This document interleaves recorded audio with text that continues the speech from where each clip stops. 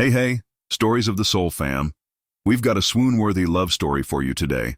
Let's jump in and tell us, the garage on the corner of 8th Street was nothing more than a tin-roofed box with peeling paint and a flickering neon sign that read, Mason S. Auto Repairs.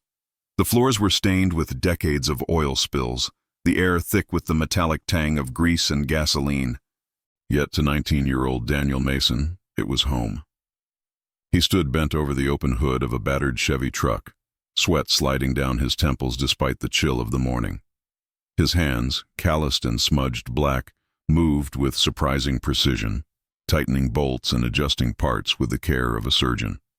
Daniel wasn't just another poor mechanic trying to make a buck. He had a gift. He could hear the cough of an engine and know instantly what was wrong. But in a city where wealth dictated respect, no one cared about the brilliance of a boy in oil-stained overalls. Still playing hero with scrap metal, Danny? The mocking voice came from the entrance. Mark Langford leaned against the doorway, his designer jacket sharp enough to belong on a runway, not in a grimy garage. His Rolex gleamed under the dim lights as he smirked. Daniel's jaw tightened. He didn't look up. "Morning, Mark." Mark, the 25-year-old son of Hunton Langford, one of the most powerful billionaire investors in the city, had made it his personal hobby to stop by the garage whenever his Porsche needed a minor polish or whenever he wanted to sneer at someone below his social rank.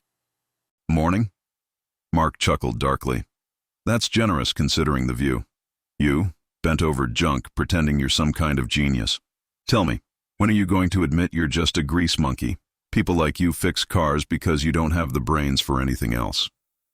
Daniel shut the hood of the Chevy with a loud clang, straightening to his full height. His dark hair stuck to his forehead, his eyes sharp and unflinching. Better a grease monkey with integrity than a spoiled brat who has never worked a day in his life. Mark's smirk faltered for a second, but he quickly masked it with a scoff. "Integrity doesn't pay bills, Mason. Skill doesn't matter when you're standing in rags and I am wearing Armani." He stepped closer, his voice dripping with disdain. "Let me guess, you'll fix this truck, earn your $50, and then go home to that rundown apartment you and your mother cling to. That's the future for guys like you.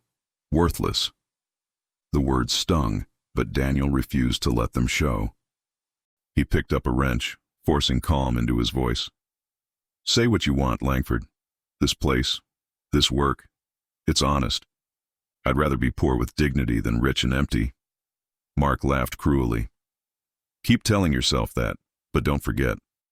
When real men with real money step into the room, people like you disappear. Forgotten." The garage fell silent for a beat, broken only by the faint sound of traffic outside. Then a deep voice cut through the air. "Is that so?"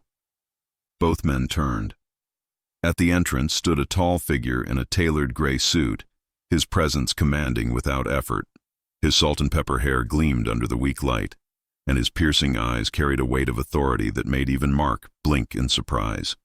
The mechanics in the background straightened instantly, whispering. Everyone in the city knew that face. Hunton Langford, billionaire magnate, investor, philanthropist, feared tycoon, and Mark's father. Daniel froze, his wrench halfway to the tool bench. He had never seen the man in person, but he'd seen him in newspapers, on television, always the figure of untouchable power. What was a man like him doing in this rundown garage? Mark, however, puffed up with pride. "Dad, I didn't know you were coming. You should have told me. I would have met you at the office." Hunton's eyes didn't leave Daniel. He stepped into the garage, his Italian shoes clicking against the stained floor. "I heard enough before stepping in." His voice was smooth, calm, but carried an edge that silenced the entire space. Mark blinked. Don't mind him, Dad. Just a mechanic. Nothing important." But Hunton's gaze didn't waver. "Is that what you think?" Daniel felt his throat tighten. He wiped his greasy hands on a rag, uncomfortable under the billionaire's stare. He wasn't sure what to do. Speak, stay silent, bow, nod. This was a man who could buy the entire block of 8th Street without blinking. Mark chuckled nervously. "Of course. Look at him. He's been fixing the same truck all week. You know these people, Dad. Always dreaming big, but in the end, they're just workers." Daniel finally spoke, his voice steady despite the storm inside him. Workers are the reason you have cars to drive, Langford. The reason engines run. The reason your world moves forward. Don't mistake humility for weakness. Hunton's lips twitched, the faintest ghost of a smile, or maybe approval. Mark, on the other hand, went red. You dare talk back to me? Mark hissed. I'm not talking back, Daniel replied. I'm telling the truth. The garage fell silent again. Hunton studied Daniel for a long moment, his eyes scanning the young man's face as though searching for something buried in his expression. Finally, he spoke. You fix engines? Daniel blinked at the question, caught off guard. Yes, sir. I've been learning since I was 12. My father. He stopped himself abruptly, the words catching in his throat. He had no memory of his father except a faded photograph and his mother's quiet tears whenever the subject came up. Mark snorted. Learning? Don't flatter yourself. He tinkers with junk. I'd be surprised if half the cars he fixes done to break down again in a week. Daniel's eyes burned, but he held his ground. Every car that leaves this garage runs stronger than it did before. I don't cut corners. That's something money can't buy. The words hung heavy in the air. Hunton stepped closer, so close now that Daniel could see the faint lines etched into his face, the authority carved into every detail of his presence. What's your name? The billionaire asked. Daniel, he said quietly. Daniel Mason. The name seemed to strike something deep within Hunton. For a second, just a fleeting second, his expression cracked. A shadow of recognition. His eyes softened, then darkened again as he masked it. Mason. Hunton repeated slowly, as if the syllables carried weight only he could understand. He studied the boy's features, his strong jawline, the determination burning in his gaze, the defiance that reminded him of someone long gone, someone he had lost. Mark, oblivious, broke the moment with a laugh. Dad, don't waste your time. He's just a mechanic. Not worth... Enough! The single word cut through Mark's voice like a blade. Hunton's tone was still calm, but now it carried steel. Even Mark fell silent instantly, shocked. Daniel stood there, confused, his heart pounding. Why was this man looking at him like that? Why did it feel as though the weight of the entire world had shifted onto his shoulders? And then, with every eye in the garage watching, Hunton Langford, the billionaire feared and respected by all, spoke words that froze the room, that froze Mark in his place, that froze Daniel's very breath. Don't you dare insult him again, Hunton said evenly. Then, after a long pause, his voice softened in a way no one had ever heard before. Because this mechanic is my son. Ellie left the conference room with her cheeks burning, her heart pounding in her chest. The echoes of laughter, Alexander's icy glare, and the astonished silence of the lawyers all clung to her like shadows. She gripped her French law book tightly against her chest as if it were a shield. In the elevator ride down to the lobby, she replayed every second. She had stood her ground. She had been right. But instead of recognition, she had been humiliated. The golden doors slid open. Ellie pushed her cart toward the supply closet when a voice stopped her. Ellie? She turned. It was Mr. Grayson, the older lawyer from the meeting, the one who had checked the clause and admitted she was right. His face looked weary, but his eyes carried something softer than before. You saved us in there, he said quietly. That contract, if we had signed it, we'd be in court for years. How did you even catch that? Ellie hesitated. I just read carefully, and French isn't as difficult for me as it is for others. Grayson studied her with interest. You don't belong pushing carts, young lady. Ellie smiled faintly, though her heart ached. If only it were that easy. Meanwhile, on the 42nd floor, Alexander Hunt sat alone in the conference room long after the others had left. His glass of wine remained untouched, the contract lying open before him. That girl's voice, steady, sharp, certain, echoed in his mind. She had not only translated flawlessly, but had spotted a mistake that his entire team of highly paid attorneys had missed. How? And more importantly, why did it bother him so much? Alexander prided himself on control. He had built his empire from nothing, clawing his way out of Brooklyn with nothing but ruthless determination. He hated weakness. And yet tonight, in front of his own team, a janitor had made him feel small. His jaw tightened. "No," he muttered under his breath. "She's just a fluke, nothing more." But deep inside, something twisted, a mixture of anger, curiosity, and an emotion he refused to name. The next morning, Ellie woke in her tiny apartment in Queens. The one-bedroom flat smelled faintly of paint and detergent. She had been up until dawn, scribbling notes from her borrowed law book. Beside her bed sat a framed photo of her late grandmother, Yvette, the woman who had taught her French lullabies, who had whispered, "Knowledge is the only key they can't take from you." Ellie whispered now, "I won't give up, Grandma, not even after last night." She changed into jeans and an old jacket, grabbed her worn backpack, and headed not to work, but to a small garage tucked away behind a row of brownstones. The sound of clanging tools and the smell of motor oil greeted her. A man in his 50s, grease smeared across his arms, looked up. "Ellie, you're late." "Sorry, Uncle Joe," she said, slipping into her overalls. Because by day, Ellie cleaned skyscrapers, but on weekends she worked here, fixing cars, tuning engines, and helping Joe keep the struggling garage afloat. And she was good at it. Brilliant, even. "Pass me the wrench," Joe grumbled. "We've got a transmission issue." Ellie's hands moved with practiced ease. "This model has a common defect in the gearbox. We'll need to adjust it manually before we replace the parts." Joe shook his head with a smile. "One day, Ellie, you're going to run circles around these so-called experts." That one day came sooner than either of them expected. A week later, a sleek black car pulled up to the garage, the kind of car that screamed money.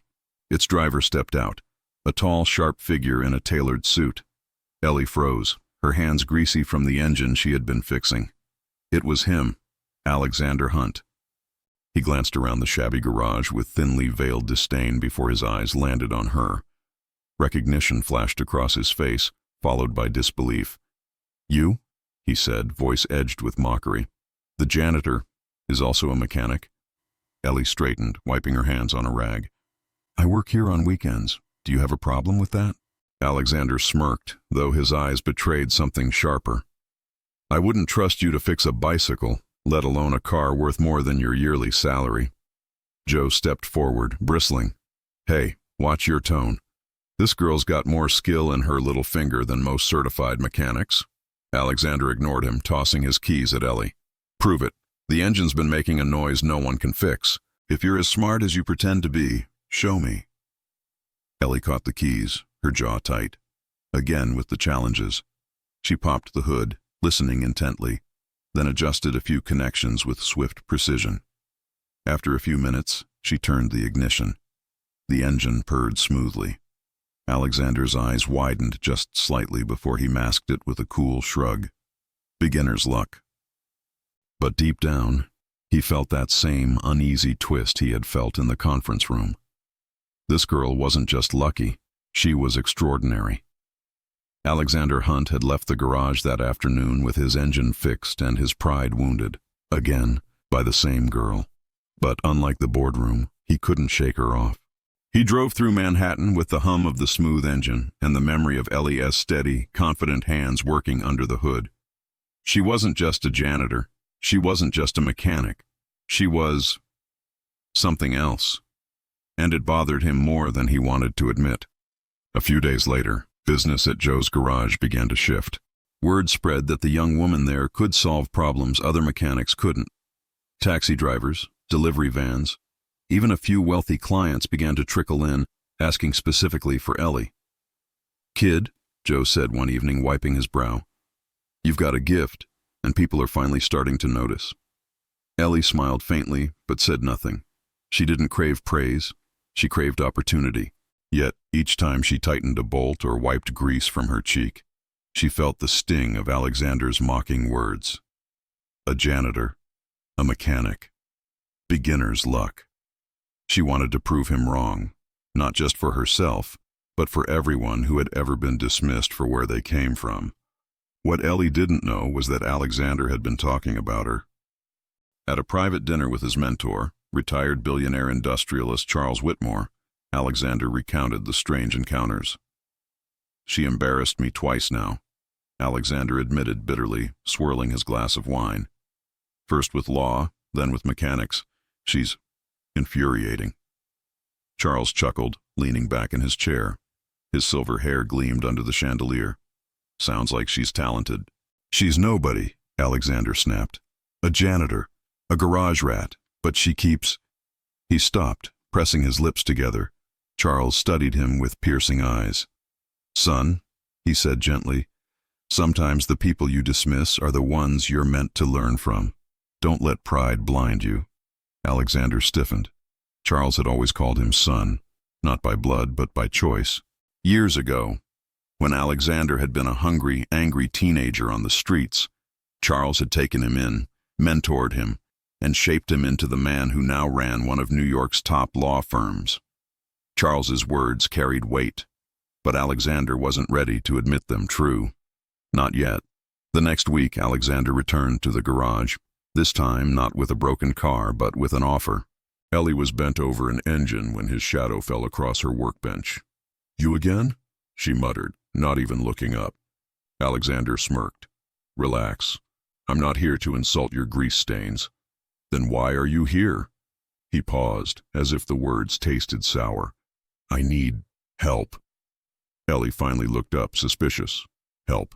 From me. There's a corporate event in 2 weeks, Alexander explained. We're hosting international clients, some of them French. I don't trust my team after that translation fiasco. You're fluent. I want you to assist. Ellie blinked, caught off guard. You mean you want the janitor mechanic to play interpreter for billionaires in gowns and tuxedos? Alexander's jaw tightened. Don't flatter yourself. It's just work. You'll be paid. Ellie stared at him for a long moment, then slowly nodded. Fine, but I'm not doing it for you. I'm doing it for the experience. Something in her tone, calm, firm, fearless, made his chest tighten. 2 weeks later, Ellie stepped into the glittering ballroom of the Whitmore estate. Dressed in a simple black gown borrowed from a friend, she looked nothing like the janitor Alexander had mocked. Heads turned as she entered, but Ellie held her chin high. Alexander, standing near Charles Whitmore, nearly dropped his glass when he saw her. For the first time, he couldn't find a mocking word. And Charles? His eyes lit up with recognition, as though he knew her already. When Alexander introduced Ellie, Charles extended his hand warmly. It's a pleasure, my dear. You remind me of someone I once knew very well. Ellie shook his hand politely, but inside, her mind spun. Who was this man, and why did his gaze feel so strangely familiar? The Whitmore estate glittered with chandeliers and the hum of polished conversation. Ellie stood among people she'd only ever seen in magazines, politicians, CEOs, foreign dignitaries. She should have felt out of place. Yet she didn't. She translated effortlessly, moving between French and English with poise. Executives leaned in when she spoke, impressed by her clarity. Alexander watched from the sidelines, arms crossed. The woman who once scrubbed his firm floors now held a room of billionaires in the palm of her hand. And Charles Whitmore, his mentor, his father in all but blood, kept watching her with an intensity Alexander couldn't decipher. Later that night, Charles asked Ellie to join him in the library. The room smelled of old leather and oak, its shelves lined with books that had outlived dynasties. Ellie, Charles said, pouring 2 glasses of water instead of wine. Forgive me if I'm forward, but where did you learn French so well? Ellie hesitated. From my grandmother. She was Haitian. She raised me after my parents left. Charles's eyes softened. Your grandmother. Was her name Marguerite? Ellie froze. Yes, how do you know that? Charles leaned back as though confirming a long-held suspicion. Because, my dear, Marguerite once saved my life, decades ago in Port-au-Prince. She was more than a nurse. She was a woman of wisdom. I owed her a debt I never repaid. Ellie's throat tightened. Memories of her grandmother's warm hands, her soft French lullabies, flooded her mind. You knew her? She whispered. I did. And if she raised you, then you are far more extraordinary than you realize. Across the hall, Alexander paced. He didn't like it. The way Charles looked at Ellie, the way Ellie's eyes shone in return. When she emerged from the library, cheeks flushed and eyes bright, Alexander intercepted her. "What did he say to you?" he demanded. Ellie narrowed her eyes. "Why do you care?" "Because Charles never opens up like that to anyone." His voice dropped. "Not even to me." Ellie crossed her arms. "Maybe that's the problem. You think the world revolves around you, Alexander, but not everything is about you." Her words cut deeper than she realized. By the end of the evening, Alexander's pride was crumbling. Watching Ellie thrive, watching Charles admire her, made something ugly twist inside him. Envy mixed with fear. When the last guests had gone, he cornered her in the marble foyer. "Listen, Ellie," he said harshly. "Don't get too comfortable here. This world isn't yours. You fix cars, you clean floors, that's your lane. Don't mistake one lucky night for belonging." Ellie flinched. For a moment, pain flickered across her face. Then she straightened, her voice steady. "You're wrong, Alexander. This world doesn't belong to people like you. It belongs to people who fight for it.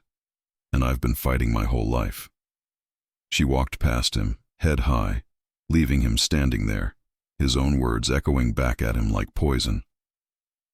Later, Charles found Alexander brooding in the empty ballroom. "You're cruel to her," Charles said quietly. Alexander bristled. "I'm protecting her. This world, our world, will eat her alive." "No, son," Charles said firmly. "You're protecting yourself, because she reminds you of who you used to be." Alexander's jaw tightened. "What are you talking about?" Charles placed a hand on his shoulder. "Ellie Parker isn't just some mechanic. She is Marguerite's granddaughter, the woman who saved me, the reason I had the chance to build this empire. And perhaps she's the reason you needed to meet her." Alexander's chest tightened. "Why? Why her?" Charles's voice was steady, but his words shook Alexander to his core. "Because, Alexander, she might be the family you've been searching for, and she deserves the respect you never had. Treat her as you wish you had been treated, or you'll lose the only person who can remind you who you truly are." Alexander stared into the empty hall. His reflection in the glass doors fractured. For the first time in years, the cold armor he wore began to crack, and he realized Ellie Parker wasn't his enemy. She might be his salvation.